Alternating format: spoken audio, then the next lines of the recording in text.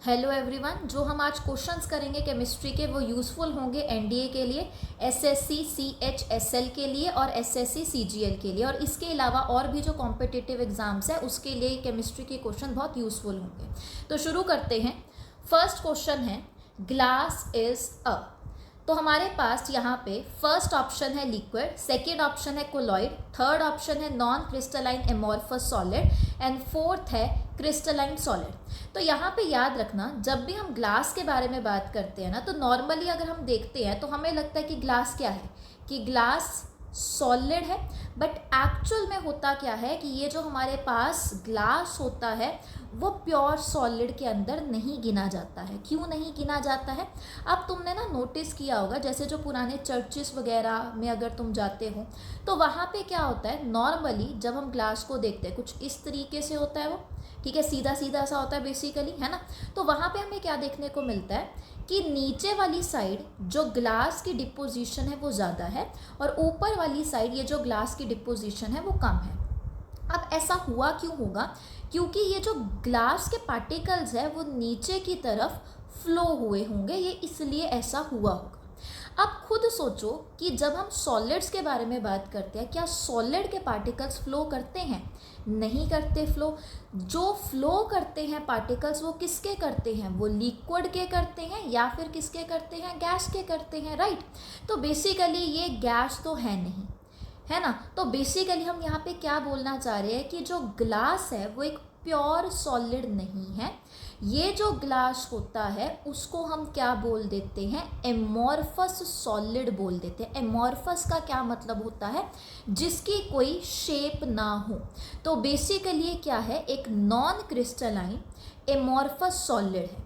अब यहाँ पे याद रखना, इसको हम सुपर कूल्ड लिक्विड भी बोल देते हैं, यानी कि एक ऐसा लिक्विड जिसको बहुत ही ज़्यादा कूल कर दिया गया हो, या फिर हम इसको और क्या बोल सकते हैं? सूडो सॉलिड बोल सकते हैं, यानी कि जो सच का सॉलिड नहीं है। सूडो मतलब फॉल्स। तो बेसिकली ग्लास को हम क्या क्या बोलते हैं? Non crystalline amorphous solid. Amorphous का मतलब है जिसकी कोई शेप ना हो। इसको हम सुपर कूल्ड लिक्विड भी बोल सकते हैं और इसको हम सूडो सॉलिड भी बोल सकते हैं। तो यहाँ पे जो हमारा आंसर आ जाएगा वो आ जाएगा option C. Next question, which one of the following gases gives acidic solution on dissolving in water? इनमें से ऐसी कौन सी गैस है जिसको जब हम पानी के साथ डिजॉल्व करेंगे तो हमारे पास जो सॉल्यूशन आएगा वो एसिडिक सॉल्यूशन आएगा? तो यहाँ पर हमारा आंसर क्या बनेगा? कार्बन डाइऑक्साइड बनेगा। अब देखो, हमने यहाँ पे क्या बोला कि अपने पास क्या प्रेजेंट है? Carbon dioxide. कार्बन डाइऑक्साइड जब भी पानी के साथ रिएक्ट करेगा तो देखो इन दोनों के बीच में क्या होना शुरू हो जाएगा? बॉन्डिंग होना शुरू हो जाएगी। तो यहाँ पे हाइड्रोजन कितने हैं? 2, तो हमने यहाँ पे क्या लिख दिया? H2 लिख दिया। कार्बन कितना है यहाँ पे? 1, तो हमने यहाँ पे लिख दिया 1। और ऑक्सीजन कितने हो गए यहाँ पे? 3, तो अपने पास क्या आ गया? H2CO3। और ये जो हमारे पास H2CO3 बनता है इसको हम क्या बोल देते हैं? कार्बोनिक एसिड बोल देते हैं, ठीक है। तो यहाँ पे कार्बन डाइऑक्साइड है जो पानी के साथ डिजॉल्व होके सॉल्यूशन कैसा बनाएगा? एसिडिक सॉल्यूशन बनाएगा। तो इसलिए हमारा यहाँ पे जो आंसर बनेगा वो बनेगा बी ऑप्शन। नेक्स्ट क्वेश्चन करते हैं। नेक्स्ट क्वेश्चन है इमल्शन इज नोन एज। अब देखो यहाँ पे ये इमल्शन का मतलब क्या होता है? जब भी हम मिक्सचर्स के बारे में बात करते हैं ना, तो जब दो मिक्सचर्स, मतलब एक मिक्सचर जिसमें कौन कौन से कंपोनेंट्स प्रेजेंट हो, जिसमें 2 लिक्विड्स प्रेजेंट हो, उसको हम बोल देते हैं इमल्शन। और ये जो 2 लिक्विड्स का मिक्सचर हमें देखने को मिलता है वो कैसा मिक्सचर होता है? कोलॉइडल। अब यहाँ पे कोलॉइड्स का क्या मतलब होता है बेसिकली? तो कोलॉइड्स जो होते हैं, अब देखो जब भी हम बात करते हैं ना किसी भी मैटर के बारे में, जब भी हम मैटर के बारे में बात करते हैं, मैटर क्या होता है? Anything which occupy space and have मास, उसको हम बोल देते हैं मैटर, ठीक है। जैसे कि तुम्हारा जो फ़ोन है उसमें मास भी है, वो स्पेस भी घेर रहा है, तो वो क्या हो गया है? मैटर हो गया। तो मैटर जो होता है वो 2 तरीके का होता है। एक तो हम उसको क्लासीफाई करते हैं प्योर सब्सटेंस के अंदर, ठीक है, और एक हम मैटर को क्लासीफाई करते हैं मिक्सचर्स के अंदर। अभी हम प्योर सब्सटेंस के बारे में नहीं बात करेंगे, अभी हम सिर्फ मिक्सचर्स के बारे में बात करेंगे। तो जब हम मिक्सचर्स के बारे में बात करते हैं ना, तो मिक्सचर्स भी होते हैं दो तरीके के। एक तो होता है यहाँ पे होमोजीनस मिक्सचर, और एक हमें देखने को मिलता है हेटेरोजीनस मिक्सचर। होमो का क्या मतलब होता है? सेम, यानी कि थ्रू आउट जहाँ पे सेम कॉम्पोजिशन हमें देखने को मिलेगी, हमें यहाँ पे कोई भी फिजिकल प्रॉपर्टी देखने को नहीं मिलती है, ठीक है। और हेट्रोजीनस मिक्सचर क्या होता है? हेट्रो का मतलब होता है डिफरेंट, यानी कि हमने यहाँ पे फिजिकल लेयर अलग अलग देखने को मिलेगी। तो हेट्रोजीनस मिक्सचर के अंदर हम दो चीज़ों के बारे में बात करते हैं। एक तो हम बात करते हैं कोलॉइड्स के बारे में, और एक हम बात करते हैं सस्पेंशन के बारे में, ठीक है।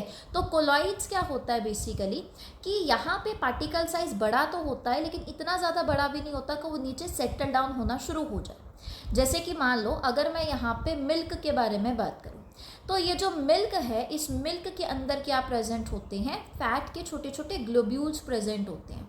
तो क्या ये जो फैट के ग्लोब्यूल्स है वो क्या नीचे सेटल डाउन हो जाते हैं दूध के? नहीं सेटल डाउन होते ना, वो तो यहाँ पे पूरे के पूरे मिल्क के ग्लास में सस्पेंडेड रहेंगे। तो ये जो मिल्क है वो भी क्या है?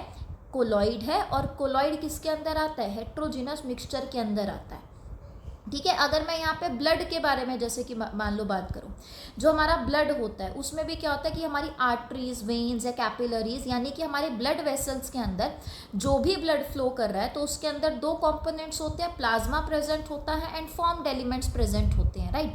तो यहाँ पे जो फॉर्म्ड एलिमेंट्स हैं, यानी कि हमारे जो ब्लड के अंदर सेल्स मौजूद होते हैं, तो ये जो सेल्स है क्या ये नीचे सेटल डाउन हो रहे हैं? हमारी कैपिलरीज, आर्टरीज या वेन्स के अंदर नहीं हो रही हैं। क्यों? क्योंकि ये किसके अंदर आते हैं? कोलॉइड्स के अंदर आते हैं। यानी कि हमें यहाँ पे डिस्टिंग्विशन तो हो रही है कि हमारे पास यहाँ पे कुछ अलग अलग है फिजिकल, हमें यहाँ पे बाउंड्री ज़रूर दिखाई दे रही है, बट यहाँ पे हम क्या बोल रहे हैं कि पार्टिकल का साइज इतना भी ज़्यादा बड़ा नहीं है कि वो नीचे सेटल डाउन हो जाए। तो इमल्शन क्या होता है?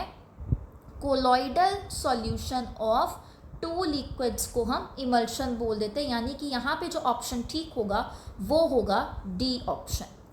नेक्स्ट क्वेश्चन है मैचिंग। तो हमारे पास यहाँ पे लिस्ट 1 में दे रखे हैं एलिमेंट्स, लिस्ट 2 में हमें यहाँ पे दे रखी है वैलेंसी। अब सबसे पहले तो जो हमने यहाँ पे लिखा हुआ है वैलेंसी, इसका क्या मतलब होता है? वैलेंसी का मतलब होता है बाइंडिंग कैपेसिटी। अब बाइंडिंग कैपेसिटी का क्या मतलब हुआ? थोड़ा सा एग्जाम्पल लेके यहाँ पे बात करते हैं पहले तो, ठीक है। मान लो मैं यहाँ पे बोल रही हूँ सोडियम। सोडियम का एटॉमिक नंबर कितना होता है? 11, ठीक है। तो अगर यहाँ पे सोडियम का एटॉमिक नंबर होता है 11, तो अगर मैं यहाँ पे इसकी इलेक्ट्रॉनिक कॉन्फ़िगरेशन बनाऊँ, मान लो यहाँ पे है न्यूक्लियस, ये है पहला शेल, पहले शेल के अंदर कितने इलेक्ट्रॉन्स आ जाएंगे? 2। फिर उसके बाद सेकेंड शेल के अंदर कितने इलेक्ट्रॉन्स आ जाएंगे? 8। और फिर उसके बाद आएगा थर्ड शेल, जिसके अंदर इलेक्ट्रॉन्स कितने आ जाएंगे? 1 इलेक्ट्रॉन आ जाएंगे। अब हमें इतना पता है कि एक एटम को अगर स्टेबल होना है तो उसको क्या करना पड़ेगा? अपने आउटर मोस्ट शेल के अंदर 8 इलेक्ट्रॉन्स रखने पड़ेंगे ऑक्टेट रूल के हिसाब से, ठीक है। तो यहाँ पे हमें क्या देखने को मिल रहा है कि ये जो आउटर मोस्ट शेल है, इसमें हमें कितने इलेक्ट्रॉन देखने को मिल रहा है? 1 इलेक्ट्रॉन। लेकिन हमें कितने इलेक्ट्रॉन चाहिए? 8 इलेक्ट्रॉन। तो देखा जाए तो यहाँ पे 2 ऑप्शंस बनते हैं। एक ऑप्शन क्या बनता है कि यहाँ पे ये जो अपना एटम है वो क्या कर सकता है कि 7 इलेक्ट्रॉन्स को गेन कर सकता है, ठीक है। 7 इलेक्ट्रॉन गेन कर लेगा, एक ऑलरेडी इसके पास है, तो यहाँ पे 8 इलेक्ट्रॉन्स पूरे हो जाएंगे। दूसरा ऑप्शन क्या है यहाँ पर कि ये 1 इलेक्ट्रॉन को डोनेट कर सकता है, 1 इलेक्ट्रॉन को बाहर निकाल देगा। तो ये जो इसके नीचे वाला शेल, इसमें तो 8 इलेक्ट्रॉन प्रेजेंट ही है ना, यानी कि ये स्टेबल कॉन्फ़िगरेशन अटेन कर लेगा। तो यहाँ पे हमें क्या देखने को मिलता है कि 7 इलेक्ट्रॉन को गेन करना बड़ा मुश्किल हो जाएगा, लेकिन 1 इलेक्ट्रॉन को बाहर निकालने के लिए जो एनर्जी होगी वो कम होगी। यानी कि ये कौन सा ऑप्शन चूज़ करेगा? सेकेंड ऑप्शन चूज़ करेगा। तो ये क्या करेगा? 1 इलेक्ट्रॉन को बाहर निकाल देगा, यानी कि इसकी जो वैलेंसी होगी वो कितनी हो जाएगी? 1 हो जाएगी, ठीक है।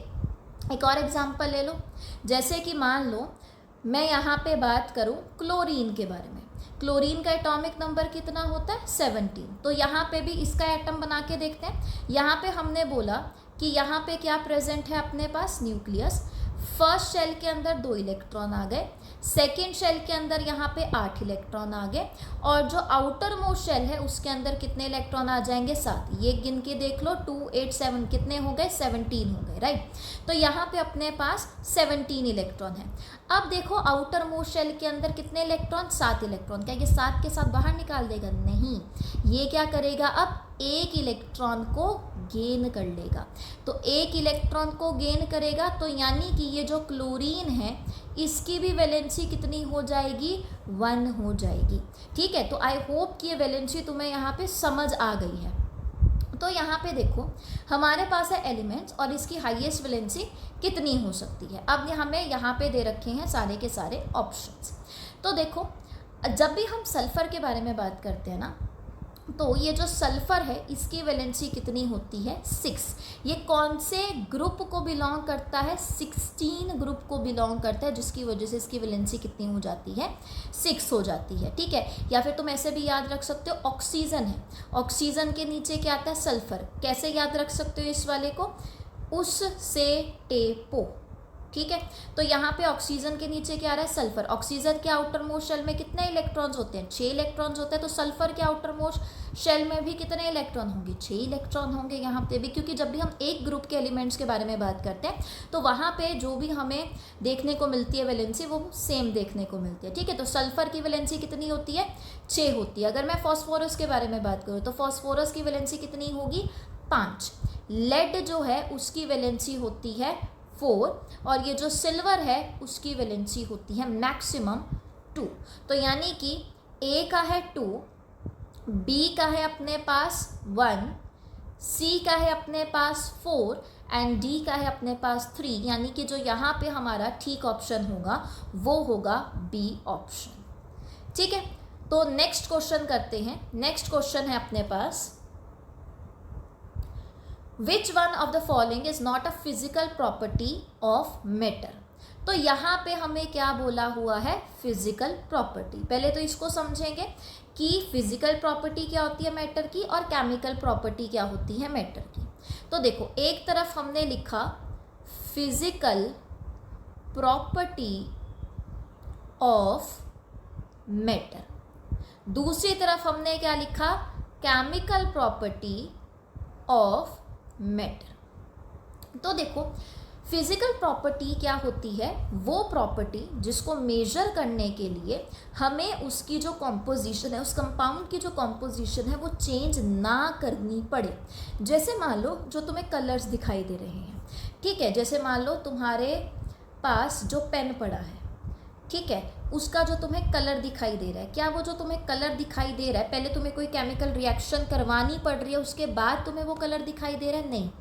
क्या इस प्रोसेस के अंदर जो तुम ये कलर वगैरह देख रहे हो, इस प्रोसेस के अंदर वो जो तुम्हारे पास सब्सटेंस पड़ा हुआ है जिसका तुम कलर देख रहे हो, क्या उसकी केमिकल कॉम्पोजिशन में कोई चेंज आया है, नहीं आया कोई भी। तो फिजिकल प्रॉपर्टी ऑफ मैटर क्या होता है, जहाँ पे वो प्रॉपर्टी जिसको मेजर करने के लिए हमें जो उसकी कॉम्पोजिशन है उसको चेंज ना करना पड़े। ठीक है, और केमिकल प्रॉपर्टी क्या होगी, मतलब कि अगर मुझे उस सब्सटेंस की वो प्रॉपर्टी देखनी है तो मुझे कोई ना कोई केमिकल रिएक्शन करवानी पड़ेगी, और केमिकल रिएक्शन की वजह से क्या होगा कि वो जो कॉम्पोजिशन है उस सब्सटेंस की वो पूरी की पूरी चेंज हो जाएगी। जैसे कि मान लो अगर मैं एसिड या एसिडिटी या फिर बेसिसिटी देखना चाहती हूँ किसी सब्सटेंस की, तो हम क्या यूज़ कर सकते हैं, लिटमस पेपर वगैरह यूज़ कर सकते हैं, कुछ ना कुछ इंडिकेटर यूज़ करेंगे। और जब हम इनको यूज़ करते हैं कोई ना कोई केमिकल रिएक्शन होती है, जिस अब केमिकल रिएक्शन होगी ऑब्वियसली, तो वहाँ पे जो केमिकल कॉम्पोजिशन होगी वो भी चेंज हो जाएगी अल्टीमेटली, है ना। तो बेसिकली केमिकल प्रॉपर्टी जिसमें केमिकल कॉम्पोजिशन चेंज हो रही है, फिजिकल प्रॉपर्टी वो प्रॉपर्टी जिसको मेजर करने के लिए जो कॉम्पोजिशन है वो चेंज नहीं हो रही है। तो यहाँ पे देखो अपने पास क्या क्या है, density, combustibility, solubility and electrical conductivity. तो यहाँ पे आंसर क्या आ जाएगा, कंबस्टिबिलिटी। कंबस्टिबिलिटी बेसिकली तुम सीधा सीधा यहाँ पे बोल सकते हो बर्निंग का प्रोसेस। बर्निंग के प्रोसेस में क्या होता है, एक तुम्हारे पास सब्सटेंस होता है, वो ऑक्सीजन के साथ रिएक्ट करता है और नया प्रोडक्ट बना लेता है। तो इसके अंदर हमें क्या देखने को मिल रहा है कि नया प्रोडक्ट बन जाएगा, केमिकल कॉम्पोजिशन पूरी की पूरी यहाँ पे चेंज हो जाएगी। ठीक है, तो फिजिकल प्रॉपर्टी ऑफ मैटर जो नहीं है वो क्या है यहाँ पर, कंबस्टिबिलिटी। नेक्स्ट क्वेश्चन देखते हैं। नेक्स्ट क्वेश्चन है विच one of the following gases is placed second in respect of abundance in the earth atmosphere. ये तो बहुत ही ईजी क्वेश्चन है अपने लिए। हमारे एटमॉस्फेयर में सबसे ज़्यादा पाई जाने वाली गैस कौन सी होती है, नाइट्रोजन। लेकिन क्या हमसे यहाँ पे फर्स्ट नंबर पे पूछा गया, नहीं, हमसे सेकेंड नंबर पे पूछा गया। तो फर्स्ट नंबर पे नाइट्रोजन होती है, दूसरे नंबर पे कौन सी गैस आ जाती है, ऑक्सीजन। तो यहाँ पे आंसर क्या बन जाएगा, ऑक्सीजन आंसर बन जाएगा। नेक्स्ट क्वेश्चन करते हैं। ये PYQ है, ये 2021 में SSC CHSL में आया था। तो क्वेश्चन देखो, विच of the following statements about bromine is correct. तो जब भी हम ब्रोमीन के बारे में बात करते हैं ना, तो ब्रोमीन क्या होता है, एक नॉन मेटल होता है। नॉर्मली जब हम नॉन मेटल्स को देखते हैं तो नॉन मेटल्स कैसे होते हैं, they are gaseous in nature. But यहाँ पे ब्रोमीन जो है एक नॉन मेटल भी है और साथ में ये कैसा होगा, लिक्विड स्टेट में एग्जिस्ट करने वाला होगा। ठीक है, तो यहाँ पे हमसे क्या पूछा इस क्वेश्चन के अंदर कि इनमें से कौन सी स्टेटमेंट है ब्रोमीन के बारे में जो बिल्कुल ठीक स्टेटमेंट है। पहली है it is solid at room temperature, ये तो गलत हो गया, सॉलिड नहीं होता है। दूसरा it is gas at room temperature, ये भी नहीं है। क्या ये मेटल है, नहीं, ये मेटल नहीं है, ये एक नॉन मेटल है। फोर्थ है it is liquid at room temperature, तो ये वाला आंसर अपना ठीक होगा। याद रखना जितनी भी हमारे नॉन मेटल्स होती हैं ज़्यादातर वो गैशियस स्टेट में एग्जिस्ट करती हैं, लेकिन यहाँ पे हमें एक्सेप्शन किसकी देखने को मिलती है, ब्रोमीन की देखने को मिलती है, जो कि रूम टेम्परेचर पे लिक्विड फॉर्म में एग्जिस्ट कर रहा होता है। नेक्स्ट क्वेश्चन करते हैं। नेक्स्ट क्वेश्चन इज, ये भी PYQ है, ये भी 2021 का क्वेश्चन है। अब यहाँ पे क्वेश्चन देखो, विच of the following option is the substance incorrectly paired with the acid present in that substance. जो कि इनकरेक्ट पेयर होगा हमने उसको देखना है। तो यहाँ पे लिखा है टमाटो ऑक्सैलिक एसिड, ऑरेंज में सिट्रिक एसिड, विनेगर में एसिटिक एसिड एंड लेमन में लैक्टिक एसिड। तो यहाँ पे ये है topic acid, base and salt का। अब यहाँ पे ध्यान दो, टमाटो के अंदर कौन सा एसिड प्रेजेंट होता है, ऑक्सैलिक एसिड प्रेजेंट होता है, तो ये बिल्कुल ठीक है। ऑक्सैलिक एसिड याद भी रखना, COOH को हम बोल देते हैं ऑक्सैलिक एसिड, जो कि टमाटोज में पाया जाता है। जब हम ऑरेंजेस के बारे में बात करते हैं तो इसके अंदर सिट्रिक एसिड भी पाया जाता है और इसके अंदर एस्कॉर्बिक एसिड भी पाया जाता है। तो ये दूसरा नाम भी याद रखना, एस्कॉर्बिक एसिड। अब ये एस्कॉर्बिक एसिड बोला किसको जाता है, विटामिन सी को बोला जाता है। विटामिन सी का दूसरा नाम एस्कॉर्बिक एसिड किस में पाया जाता है, जितने भी सिट्रस फ्रूट्स होते हैं, जितने भी खट्टे फ्रूट्स होते हैं उसमें हमें ये मिलता है। तो सिट्रिक एसिड, एस्कॉर्बिक एसिड ये ऑलमोस्ट सिट्रस फ्रूट्स में हमें देखने को मिलते हैं। नेक्स्ट है विनेगर में पाया जाता है एसिटिक एसिड, ये भी बिल्कुल ठीक है। अब एसिटिक एसिड का भी फॉर्मूला देख लो, CH3COOH। अगर हम इसका IUPAC नेम देखें तो इसका IUPAC नेम होता है इथेनोइक एसिड। तो तुमने ये दोनों नाम याद रखने हैं, एसिटिक एसिड भी याद रखना है, इथेनोइक एसिड भी यहाँ पे तुमने याद रखना है। इथेनोइक क्यों बोला, इथ यानी कि 2 कार्बन है, सिंगल सिंगल बॉन्डिंग है दोनों कार्बन के बीच में। इसको बना के भी दिखा देते हैं। कार्बन यहाँ पे आगे 3 हाइड्रोजन, फिर उसके बाद कार्बन, इसके साथ डबल बॉन्ड में ऑक्सीजन और एक तरफ आ गया यहाँ पे OH। तो कार्बन 2 कार्बन है तो इसलिए हमने लिख दिया इथ। दोनों कार्बन के बीच में सिंगल बॉन्डिंग एग्जिस्ट कर रही है इसलिए हमने लिख दिया एन। और यहाँ पे जो फंक्शनल ग्रुप हमें देखने को मिल रहा है वो देखने को मिल रहा है कार्बोक्सिलिक एसिड। कार्बोक्सिलिक एसिड में हम क्या लगाते हैं पीछे, ओइक एसिड, तो इसका नाम क्या हो जाता है, इथेनोइक एसिड। और ये भी याद रखना कि विनेगर के अंदर जो एसिटिक एसिड पाया जाता है वो पाया जाता है 5 to 8% और बाकी जितना भी होता है वो होता है पानी। ठीक है, अब देखो लेमन। अब लेमन क्या है, सिट्रस फ्रूट है एक तरीके से, है ना, खट्टा होता है बहुत ज़्यादा। तो लेमन के अंदर तो क्या पाया जाना चाहिए था, लेमन के अंदर तो पाया जाना चाहिए था सिट्रिक एसिड, और इसके अंदर इसके साथ साथ और कौन सा एसिड पाया जाता है, एस्कॉर्बिक एसिड, यानी कि विटामिन सी भी पाया जाता है। लैक्टिक एसिड के बारे में जब भी हम बात करते हैं तो ये जो लैक्टिक एसिड होता है वो हमें किससे मिलता है, मिल्क से या फिर कर्ड से। तो यानी कि यहाँ पे ये वाला जो पेयर है वो गड़बड़ाया हुआ पेयर है, रॉन्ग पेयर है, इसीलिए ये हो जाएगा हमारा ठीक ऑप्शन। ठीक है, नेक्स्ट क्वेश्चन करते हैं। ये भी तुम्हारा PYQ है। PVC is a high strength thermoplastic material widely used in applications such as pipes, medical devices, wire and cable insulation. What is the full form of PVC? अब यहाँ पे देखो दो तीन चीज़ें हैं जिसको पहले समझ लो, फिर उसके बाद हम आंसर डिस्कस करते हैं। यहाँ पे सबसे पहले तो जब भी हम प्लास्टिक्स के बारे में बात करते हैं ना, तो ये जो प्लास्टिक्स होते हैं वो दो तरीके के होते हैं। एक तो हम यहाँ पे बोल देते हैं थर्मोप्लास्टिक, ठीक है, और एक हम यहाँ पे बोल देते हैं थर्मोसेटिंग प्लास्टिक। ठीक है, कौन से दो प्लास्टिक्स होते हैं, थर्मोप्लास्टिक एंड थर्मोसेटिंग प्लास्टिक। जब भी हम थर्मोप्लास्टिक के बारे में बात करते हैं, थर्मो वर्ड किससे रिलेटेड होता है, टेम्परेचर से रिलेटेड होता है, राइट।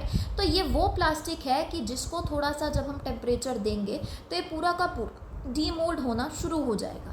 मतलब कि जैसे अगर तुम देखोगे पॉलीथीन बैग, तो पॉलीथीन बैग में अगर तुम यहाँ पे थोड़ा सा टेम्परेचर दोगे तो ये पूरा का पूरा क्या हो जाएगा, आपस में ख़राब हो जाएगा पूरा का पूरा, राइट। तो यानी कि ये किसके अंदर आएगा, थर्मोप्लास्टिक के अंदर आएगा।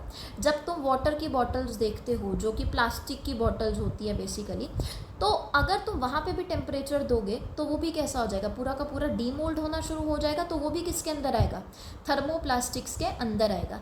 इवन ये जो तुम्हारा PVC है, जो पाइप्स बनाने के लिए, मेडिकल डिवाइसेस में, वायर्स बनाने के लिए, केबल इंसुलेशन में यूज़ किया जाता है, वो भी कैसा प्लास्टिक होता है, थर्मोप्लास्टिक होता है। ठीक है, दूसरी तरफ अपने पास क्या आ जाता है, थर्मोसेटिंग प्लास्टिक। थर्मोसेटिंग प्लास्टिक क्या होते हैं कि जो ऑलरेडी अपनी शेप को गेन कर चुके हैं, अगर तुम थोड़ा सा टेम्परेचर लगाओगे तो वो अपनी शेप में कोई डिफॉर्मिटी नहीं लेके आएंगे। जैसे कि अगर मैं यहाँ पे बात करूँ बेकलाइट के बारे में, या फिर मैं यहाँ पे बात करूँ मेलामिन के बारे में। बेकलाइट फर्स्ट जो मैन मेड प्लास्टिक है वो बेकलाइट है। जो स्विच बोर्ड्स होते हैं वो बेकलाइट के ही बने हुए होते हैं। ठीक है, तो ये कैसे होते हैं, थर्मोसेटिंग प्लास्टिक होते हैं, यानी कि टेम्परेचर के थोड़ा सा रेज होने में इन पे कोई फ़र्क नहीं पड़ेगा। इवन जो मेलामाइन है, तुमने देखा होगा किचन्स, जो मॉड्यूलर किचन्स बनते हैं, मॉडर्न किचन्स बनते हैं, आजकल किसके बन रहे हैं, वो बन रही हैं तुम्हारे प्लास्टिक के।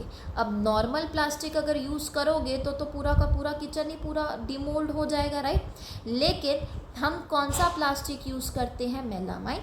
मेलामाइन जो होता है ना, इसको ये फायर रेजिस्टेंट टाइप होता है, मतलब कि यहाँ पे आग नहीं लग सकती है एक तरीके से, यानी कि टेम्परेचर ज़्यादा है स्टिल ये डीमोल्ड नहीं होगा। ठीक है, तो हमारे पास जो प्लास्टिक है कितने टाइप के होते हैं, थर्मोप्लास्टिक, थर्मोसेटिंग प्लास्टिक। PVC क्या होता है, थर्मोप्लास्टिक के अंदर आता है। फुल फॉर्म क्या होती है PVC की, PVC की फुल फॉर्म होती है पॉलीविनाइल क्लोराइड। ठीक है, तो यहाँ पे है ये रहा डी ऑप्शन, पॉलीविनाइल क्लोराइड। तो बेसिकली जितने भी ये अपने प्लास्टिक्स होते हैं वो क्या होते हैं, पॉलीमर्स। वो किसके बने हुए होते हैं, मोनोमर्स के बने होते हैं। तो पॉलीविनाइल क्लोराइड का मोनोमर क्या हो जाएगा, ये भी याद रख लेना। अब पॉली वर्ड हटा दो यहाँ से, ठीक है, तो क्या बन गया, विनाइल क्लोराइड। ठीक है, तो इस क्वेश्चन को यहाँ पे याद रखना, और यहाँ पे इसका जो आंसर बनेगा वो बनेगा पॉलीविनाइल क्लोराइड। नेक्स्ट क्वेश्चन करते हैं, which of the following cell is not used in watches. जब भी हम वॉचेस के बारे में बात करते हैं ना, तो यहाँ पे लो वोल्टेज सेल्स का यूज़ किया जाता है। ठीक है, तो अपने पास देखो यहाँ पे ऑप्शंस क्या क्या हैं, zinc air cell, silver oxide cell, lead acid cell and mercury cell. तो ये जो मर्करी सेल है वो तो वॉचेस में यूज़ किया जाता है, क्योंकि लो वोल्टेज डिवाइसेस, जैसे कि अगर तुम हियरिंग एड्स की भी बात करोगे तो वहाँ पे भी इसका इस्तेमाल किया जाता है। सिल्फर ऑक्साइड सेल्स भी वॉचेस बनाने में यूज़ किए जाते हैं, जिंक एयर सेल भी वॉचेस बनाने में यूज़ किए जाते हैं। जब हम लेड एसिड सेल के बारे में बात करते हैं ना, तो ये वाला जो सेल होता है या ये वाली जो बैटरी होती है वो इन्वर्टर्स में यूज़ की जाती है, ठीक है। तो ये लो वोल्टेलिक सेल्स नहीं होते हैं, तो बेसिकली यहाँ पे वॉचेस बनाने के लिए तो बिल्कुल भी इसका इस्तेमाल नहीं किया जाता है। तो यहाँ पे जो ऑप्शन ठीक होगा वो होगा सी ऑप्शन, यानी कि lead acid cell. Next question करते हैं, what is the chemical name of saltpetre. ये अगर तुम मेरी पुरानी वीडियोस देखोगे ये क्वेश्चन बहुत बार रिपीट हो चुका है, और ये तुम्हारे एसएससी सीजीएल का भी एक पीवाईक्यू है, प्रीवियस ईयर क्वेश्चन है। तो जब भी हम सॉल्ट पीटर के बारे में बात करते हैं तो किसको बोला जाता है सॉल्ट पीटर, पोटेशियम नाइट्रेट को बोला जाता है। और इसका फॉर्मूला क्या होता है, KNO3, ठीक है। तो यहाँ पे आज का जो लेक्चर है वो यहीं तक रखते हैं। आई होप आपको ये सारे के सारे क्वेश्चन समझ में आए होंगे, और जितने भी क्वेश्चंस हैं वो आपके लिए यूज़फुल होंगे। जो भी अगर कोई भी दूसरी वीडियो बनानी है आप वो कमेंट सेक्शन में लिख सकते हैं, कोई भी डाउट होगा वो भी आप कमेंट सेक्शन में लिख सकते हैं। Thank you so much.